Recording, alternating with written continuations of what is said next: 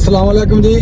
ਤੁਹਾਡਾ ਭਰਾ ਜਵੇਦ ਬਾਅਦ ਚੱਠਾ ਪੰਜਾਬੀ ਸਾਂਝਾਂ ਤੋਂ ਮੈਂ ਅੱਜ ਭਾਈ ਅਰਸ਼ਦ ਤੇ ਭਾਈ ਸਲੀਮ ਬੈਠੇ ਨੇ ਇੱਕ ਰਸਤੇ 'ਚ ਗੱਲ ਕਰਦੇ ਆ ਰਹੇ ਸਾਂ ਕਿ ਅੱਜ ਕੱਲ ਜਿਹੜੀ ਨਵੀਂ ਪੌਦ ਹੈ ਨਾ ਉਹ ਆਪਣੇ ਵਾਲਦਾਂ ਨੂੰ ਨਹੀਂ ਸੰਭਾਲਦੀ।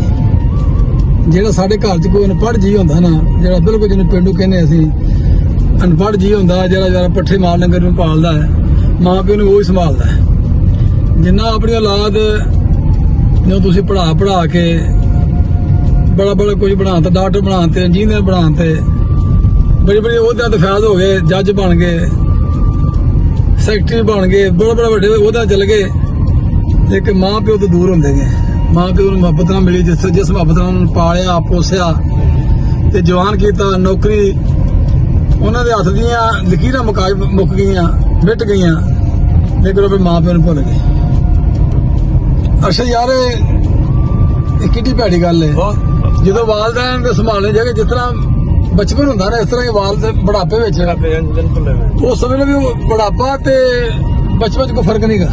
वालदैन ने फर्ज निभाया, सानू बचपन चों जवान कीता, इवें साडा भी फर्ज है ना कि असीं उन्हां दे बुढ़ापे दे विच उन्हां दा सहारा बणीए। हां, बुढ़ापे दे विच आ के सानू चाहिदा कि वो जिस तरह सानू टोर दे उंगली फड़ के डिगण लगदे डिगण नहीं दिंदे, इस तरह सानू चाहिदा मां प्यो संभालना। ਅਸੀਂ ਇਸ ਚੀਜ਼ ਤੋਂ ਦੂਰ ਹੋ ਗਏ ਯਾਰ। ਕੀ ਹੋ ਗਿਆ ਸਾਡੇ ਮਾਸਟਰ ਨੂੰ? ਜਦੋਂ ਬੁਢਾਪਾ ਆਉਂਦਾ ਇਹ ਜਾ ਕੇ ਓਲਡ ਹਾਊਸ ਦੇ ਨਾਲ ਸਾਰੇ ਮਾਂ ਪਿਓ ਸੁੱਟ ਆਉਂਦੇ। ਹੁਣ ਇਹ ਨਹੀਂ ਪਤਾ ਕਿ ਤੈਨੂੰ ਪੜਾਇਆ ਉਹਨੇ ਹੀ ਆ, ਜੰਮਿਆ ਉਹਨੇ ਹੀ ਆ, ਤੈਨੂੰ ਪਾਲਿਆ ਪੋਸਿਆ ਉਹਨੇ ਹੀ ਆ, ਕਿੰਨੀ ਮਿਹਨਤ ਕਰਕੇ ਉਹਨੇ ਪੜਾਇਆ। ਉਹਨੂੰ ਆਪਣਾ ਪਿਓ ਮਰਨ ਤੋਂ ਇਨਕਾਰੀ ਕਰ ਦਿੰਦਾ। ਉਹਨੂੰ ਕਹਿੰਦਾ ਸਾਲਾ ਚੌਕੀਦਾਰ ਕਰਦਾ। ਕਈ ਮੈਂ ਵੇਖੇ ਨਾ ਐਸੇ ਵੀਡੀਓ ਵੇਖੀਆਂ ਨੇ। ਬਦਕਿਸਮਤੀ ਸਾਡੀ ਥੋੜੀ ਨਹੀਂ ਹੈਗੀ, ਬੇਵਾਹ ਬਦਕਿਸਮਤੀ ਸਾਡੀ। ਤੁਸੀਂ ਮੈਂ ਕਹਿੰਦਾ ਮੁਹੰਮਦ ਤੁਸੀਂ ਯਾਰ ਮਤਲਬ ਮੈਂ ਕਿ ਤੁਸੀਂ ਵੇਖੋ ਚੱਕਾਂ ਵਿੱਚ ਵੇਖ ਲਓ, ਅੱਜ ਵੀ ਜਿਹੜੀ ਚੱਕਾਂ 'ਚ ਰਹਿਣ ਵਾਲੇ ਲੋਕ ਨੇ ਮੁਖਲਸ ਨੇ, ਪਿਆਰ ਕਰਨ ਵਾਲੇ ਲੋਕ ਨੇ, ਵੱਡਿਆਂ ਦੀ ਨਿੱਕੇ ਦੀ ਪਹਿਚਾਣ ਕਰਨ ਵਾਲੇ ਲੋਕ ਨੇ। ਜਿਉਂ ਅਸੀਂ ਸ਼ਹਿਰਾਂ ਸ਼ਿਫਟ ਹੋਏ ਆ, ਚੰਗੇ ਉਹਦੇ ਤੇ ਅਸੀਂ ਲੱਗ ਗਏ ਆ, ਸਾਨੂੰ ਵੱਡੇ ਨਿੱਕੇ ਦੀ ਪਛਾਣ ਖਤਮ ਹੋ ਗਈ। ਰਿਸ਼ਤੇ ਮੁੱਕ ਗਏ, ਰਿਸ਼ਤੇ ਖਤਮ ਕਰ ਛੱਡੇ ਅਸੀਂ, ਰਿਸ਼ਤੇ ਖਤਮ ਹੋ ਗਿਆ। ਰਿਸ਼ਤੇ ਸਾਡੇ ਪਿਆਰ ਦੇ ਖੂਨੀ ਰਿਸ਼ਤੇ ਦੇ ਇਹੋ ਜਿਹੇ ਚਾਚੇ ਦਾ ਪੁੱਤਰ, ਮਾਮੇ ਦਾ ਪੁੱਤਰ, ਫੁੱਫੇ ਦਾ ਪੁੱਤਰ, ਆਪਣਾ ਖਾਲਾ ਦਾ ਪੁੱਤਰ ਤੇ ਚਾਚੇ ਦਾ ਦੇ ਪੁੱਤਰ ਦਾ ਭਤੀਜੇ, ਸਾਡੇ ਖੂਨੀ ਰਿਸ਼ਤੇ ਨੇ। ਅਸੀਂ ਇਹਨੂੰ ਸ਼ਰੀਕਾ ਬਣਾਤਾ ਹੁਣ। ਹਾਲਾਂਕਿ ਸਾਡੇ ਦੁੱਖ ਸੁੱਖ ਵੇਲੇ ਮੋਢੇ ਦੇਣਾ ਇਹਨਾਂ ਦੇਣਾ ਸਾਨੂੰ। ਸੱਜਣ ਬਹੁਤ ਘੱਟ ਨੇ, 2-4 ਸੱਜਣ ਐਸੇ ਹਨ ਜਿਹੜਾ ਤੁਹਾਨੂੰ ਮੋਢਾ ਦੇਣਗੇ, ਨਹੀਂ ਤੇ ਕੋਈ ਨਹੀਂ ਕਿਸੇ ਨੂੰ ਪੁੱਛਦਾ। ਜਿਹਨੂੰ ਸ਼ਰੀਕਾ ਬਣਾ ਕੇ ਆਪਣੇ ਦਿਲ ਵਿੱਚ ਅਸੀਂ ਮੈਲ ਪਾ ਲਈ ਉਹਨਾਂ ਨੂੰ ਤਲਕ ਵੀ ਉਹ ਸਾਡਾ ਉਹ ਸ਼ਰੀਕਾ ਕੀ ਹੁੰਦਾ? ਸ਼ਰੀਕਾ ਜੋ ਵੀ ਹੁੰਦਾ ਟੁੱਟੀਆਂ ਬਾਹਾਂ ਗੱਲ ਹੁੰਦੀਆਂ ਨੇ, ਆਖਰ ਉਹਨੇ ਚੁੱਕਣਾ ਥੱਲਣਾ ਹੁੰਦਾ ਹੈ। ਉਹਨਾਂ ਨੂੰ ਲੋਕਾਂ ਨੂੰ ਕਹਿਣਾ ਹੁੰਦਾ ਤੁਹਾਡਾ ਭਰਾ ਸੀ ਯਾਰ। ਮੋਮਨ ਵੇਖਿਆ ਸ਼ਰੀਕਾ ਬਣਾ ਕੇ ਨਾ ਨਫ਼ਰਤਾਂ ਪੈਦਾ ਕਰ ਲਈਆਂ ਨੇ, ਤੇ ਅਸੀਂ ਕਹਿੰਦੇ ਉਹ ਸ਼ਰੀਕਾ ਹੈ। ਕੀ ਸ਼ਰੀਕਾ ਕਹਦਾ ਵੀ ਸਾਡਾ ਅਸਲ ਰਿਸ਼ਤਾ ਖੂਨੀ ਹੋਈ ਆ। ਇਹਨਾਂ ਨੂੰ ਨਾਲ ਲੈ ਕੇ ਸਾਨੂੰ ਤੁਰਨਾ ਚਾਹੀਦਾ। ਨਿੱਕੀ ਮੋਟੀ ਗੱਲ ਨੂੰ ਮਹਿਸੂਸ ਨਹੀਂ ਕਰਨਾ ਚਾਹੀਦਾ, ਸਾਨੂੰ ਬਰਦਾਸ਼ਤ ਕਰਨਾ ਚਾਹੀਦਾ। ਕਿਉਂ ਭਾਈ ਹਲੀਮ? ਬਿਲਕੁਲ ਜੀ। ਸ਼ਰੀਕ ਦਾ ਮਤਲਬ ਇਹ ਹੈ ਨਾ, ਅਸਲ ਜਿਹੜਾ ਬਹਿਣਾ ਨਾ ਸ਼ਰੀਕ ਦਾ, ਹਾਂ ਉਹ ਤਾਂ ਹੈ ਕਿ ਉਸ ਫੈਮਿਲੀ ਦਾ ਫਰਜ਼ ਆ। ਹਾਂ ਬਿਲਕੁਲ।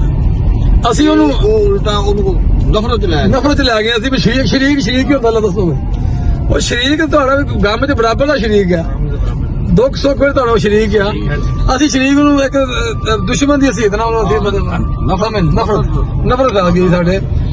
ਤੇ ਸਾਰੇ ਦੋਸਤ ਜਿਹੜੇ ਮੇਰੇ ਸੁਣਦੇ ਪਏ ਨੇ, ਤੁਹਾਡੇ ਨਜ਼ਦੀਕੀ ਖੂਨੀ ਰਿਸ਼ਤੇ, ਚਾਚੇ ਦਾ ਪੁੱਤਰ ਹੋ ਗਿਆ, ਫੁੱਫੀ ਦਾ ਪੁੱਤਰ ਹੋ ਗਿਆ, ਮਾਮੇ ਦਾ ਪੁੱਤਰ ਹੋ ਗਿਆ, ਭਤਰੀਏ ਹੋ ਗਏ, ਚਾਚੇ ਹੋ ਗਏ, ਖੂਨੀ ਰਿਸ਼ਤੇ ਸਾਡੇ ਇਹ ਨੇ।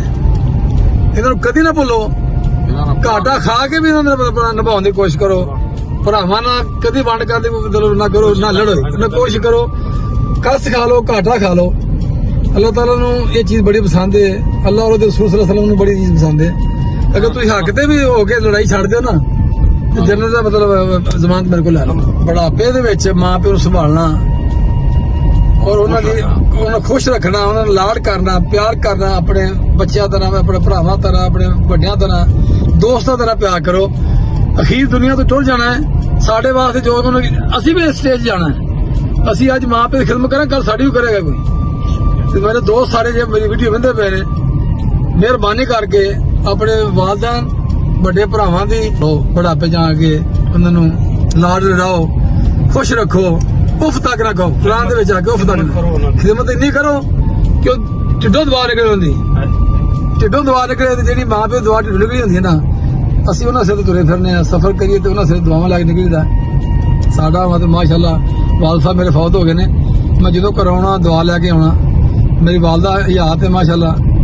ਮੈਂ ਜਦੋਂ ਨਿਕਲਣਾ ਮੈਂ ਜਗ੍ਹਾ ਜਗ੍ਹਾ ਤੇ ਟੈਲੀਫੋਨ ਵੀ ਕਰਨਾ, ਦਵਾ ਲੈ ਘਰੋਂ ਨਿਕਲਣਾ। ਔਰ ਮੈਂ ਅੱਜ ਤੱਕ ਮੈਨੂੰ 40 ਸਾਲ ਹੋ ਗਏ ਨੇ, ਅੱਛਾ 40-45 ਸਾਲ ਹੋ ਗਏ ਨੇ ਬਾਹਰ ਗਏ, ਅੱਜ ਤੱਕ ਮੈਨੂੰ ਆਜ ਨਹੀਂ ਆਈ ਵੀ। ਜਦੋਂ ਮੈਂ ਆਉਣਾ ਮੈਂ ਆਪਣੇ ਬਾਤ ਨੂੰ ਦੱਸ ਕੇ ਆਉਣਾ ਮੈਂ ਸਫ਼ਰ ਚੱਲਿਆ।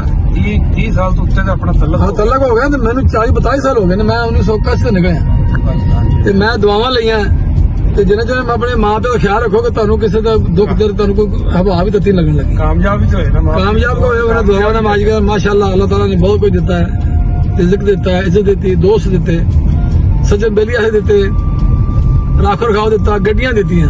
ਹਰ ਚੀਜ਼, ਹੋਰ ਸਾਨੂੰ ਕੀ ਚਾਹੀਦਾ? ਹਰ ਚੀਜ਼ ਇਹ ਦੁਨੀਆ ਵਿੱਚ ਜਿਹੜੀ ਹੈ ਨਾ ਅਸੈਸ਼ ਜਿਹੜੀ ਹੈ ਇਨਸਾਨ ਨੂੰ ਚਾਹੀਦੀ ਹੁੰਦੀ ਹੈ। ਔਰ ਜੋ ਤੁਸੀਂ ਲੋਕ ਸਮਝਦੇ ਸਾਨੂੰ ਇਸ ਇਲਾਕੇ 'ਚ ਇਸ ਦੁਨੀਆ ਤੇ ਰਹਿ ਕੇ ਸਾਨੂੰ ਇੱਜ਼ਤ ਮਿਲੇ, ਉਹਦੇ ਵਿੱਚ ਅੱਜ ਕੱਲ੍ਹ ਬੰਦੇ ਕੋਲ ਪੈਸਾ ਹੋਣਾ ਚਾਹੀਦਾ, ਤੇ ਕਾਰ, ਚੰਗੀ ਸਵਾਰੀ ਤੇ ਅੱਛੇ ਦੋਸਤ, ਅੱਛੀ ਰਿਹਾਇਸ਼ ਹੋਵੇ ਤੇ ਆਏ ਕਿ ਮਹਿਮਾਨ ਦੀ ਟਹਿਲ ਸੇਵਾ ਵੀ ਲਾਭ ਮਤਲਬ ਕਰਦਾ ਹੋਵੇ ਤੇ ਉਹ ਬੰਦੇ ਦੀ ਅੱਜ ਕੱਲ੍ਹ ਚੰਗੀ ਬੱਲੇ ਬੱਲੇ ਹੁੰਦੀ ਹੈ। ਅਸੀਂ ਸਾਨੂੰ ਚਾਹੀਦਾ ਸਭ ਦੋਸਤਾਂ ਨੂੰ ਆਏ ਕਿ ਮਹਿਮਾਨ ਦੀ ਟਹਿਲ ਸੇਵਾ, ਸੱਜਣਾ ਦੋਸਤਾਂ ਦੀ ਟਹਿਲ ਸੇਵਾ, ਆਪਣੇ ਵਾਲਿਆਂ ਦੀ ਖਿਦਮਤ, ਉਹਨਾਂ ਦੇ ਉੱਤੇ ਪਿਆਰ ਮੁਹੱਬਤ ਇਹ ਲਾਜ਼ਮੀ ਕਰਿਆ ਕਰੋ। ਇਹਦਾ ਇਜਾਜ਼ਤ ਚਾਹਾਂਗੇ। ਅੱਲਾਹ।